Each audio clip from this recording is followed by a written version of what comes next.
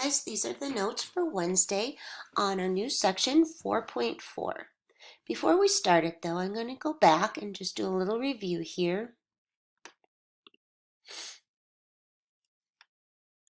I'm going to go back a couple pages and I want to talk about what we should already be very comfortable with. We've been working on showing or proving that triangles are the same using these top 4 criteria. This guy in the bottom left is coming in section 4.6, so don't concern yourself with that one today.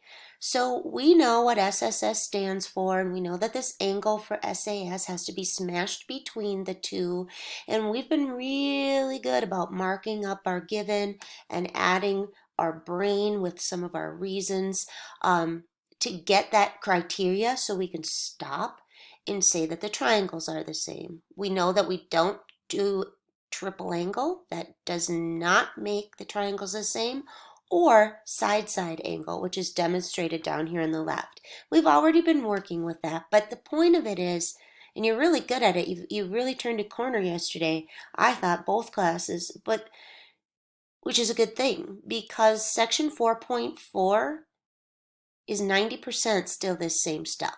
It's just got one more little glitch to it.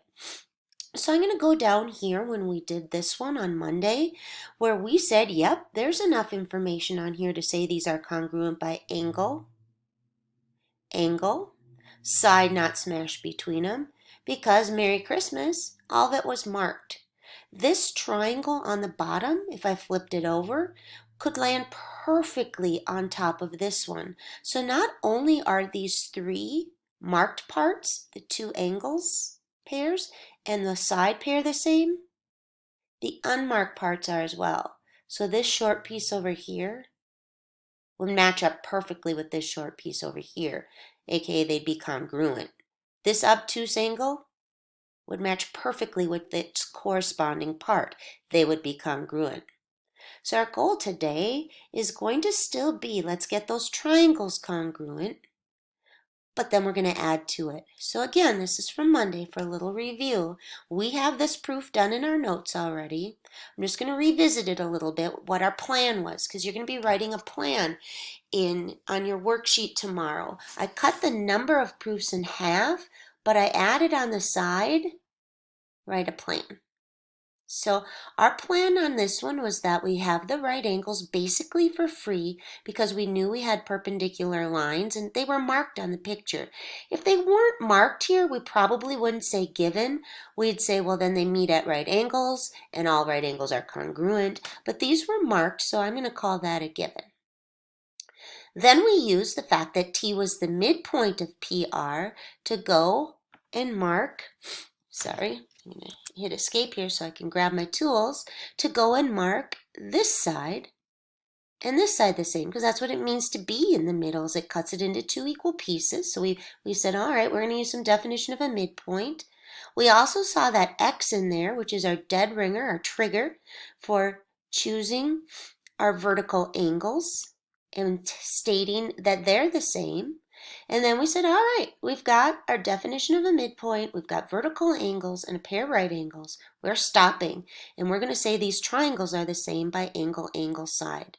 You're still going to do that today. But what's going to happen is, I'm going to go grab this line tool. Don't you do it. I'm just going to do it.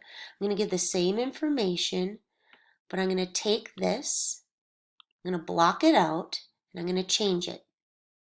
Okay? You might have this exact same proof on your worksheet today, but it might say to prove that angle P is congruent to angle R. Those are not marked. They're not vertical. You might say they're alternate interior. They would have been if these had been given as parallel, but you have no reason prior to today for saying that those are the case. And today, you're still going to have the same plan, but you're going to have a number 5. Okay, and that's what we're going to talk about today. There'd be one more row added to that proof if I was to show that these parts of the triangles are the same. So we're going to move on and start taking our notes for 4.4. Our goal is that by the end of today, or actually tomorrow, that you can show that parts of triangles are the same by using the reason corresponding parts of congruent triangles are congruent. Psi, pi, psi, tai, psi. Cpctc. When do you use it? This is a reason we will provide. So let's go. I think I want to bold that so we know that we're being given a new reason here. We will put it on our reasons document tomorrow. We will provide when proving that sides or angles, singular parts of the triangles are congruent. We're going to use that once we know, have shown, or have proved that the triangles are congruent by one of our four guys. Side, side, side. So it will follow a side, side, side reason, or that one, or that one, or that one. It will be how we get to say that not only are the triangles the same, but the unmarked parts are. So I'm going to repeat that. In your proofs for this chapter, you're either going to be proving triangles are congruent by, right, we've had it so many times you shouldn't even need it on a note card. I think we've typed that in about 20 times this chapter, right? So by one of those four.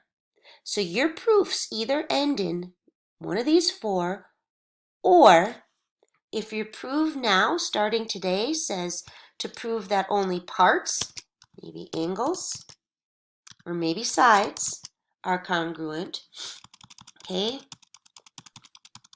And we're going to, again, have to get one of these first. So I'm going to hit copy it, and I'm going to tab, tab, tab, tab, tab, paste it. So nothing has changed up until, okay, when you're all done, you're going to say the parts are the same, and you're going to follow it by corresponding parts of congruent triangles are congruent, our new reason. So down here, I have two situations. This I screenshot off your worksheet from a couple days ago. We got these triangles to be congruent. Notice the proof said triangles congruent by saying, hey, I've got parallel lines being cut by a transversal. Got some alternate interior. Oh, I've got that shared side in there at GJ. That's a little bit of reflexive that allows me to steal this side. And then we stopped and we walked the triangle and we said we now have angle, side smash between, angle, and we ended our proof. Because our logic and our reasons led us to those two triangles being the same. So our very last reason in this proof 2 days ago was angle, side smash between them, angle. Again, I like what you're typing to be bold, maybe another color or highlighted, but make it stand out. This one, unlike over here where it says to get the triangles the same, so I knew I had to end in one of these four. Now it says to prove that these parts, these sides at the top, are the same. I still will write a proof for getting the triangles the same.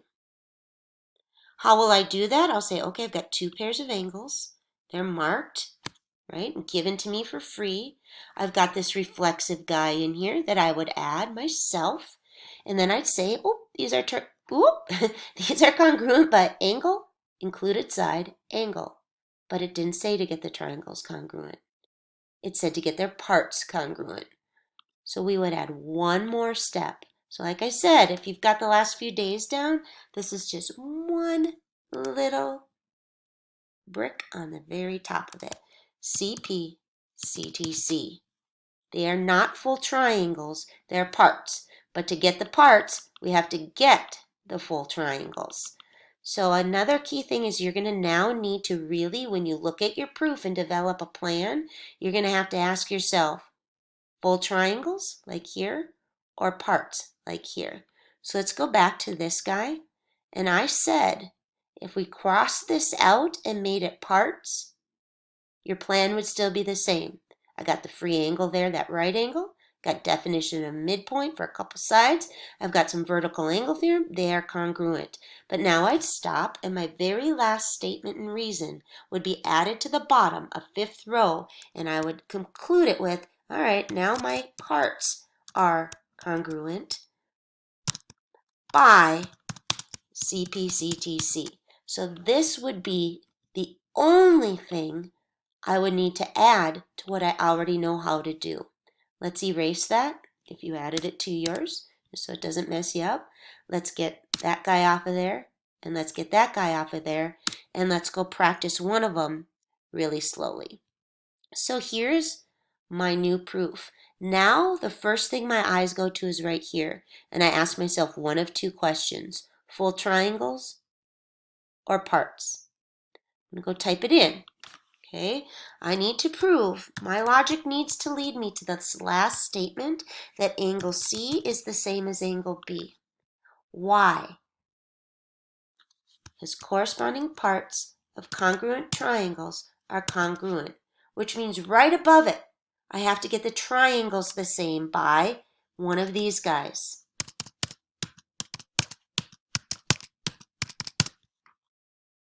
All right, so I need to eventually delete 3 of these. Now we start as we always have. We go up here and we look at our given and we mark it. I was given AB, this one over here, congruent or the same measure, same length as AC. Why was I able to mark that? It was free. Then they told me AD, this segment here, bisects or cuts in half segment CB at point D.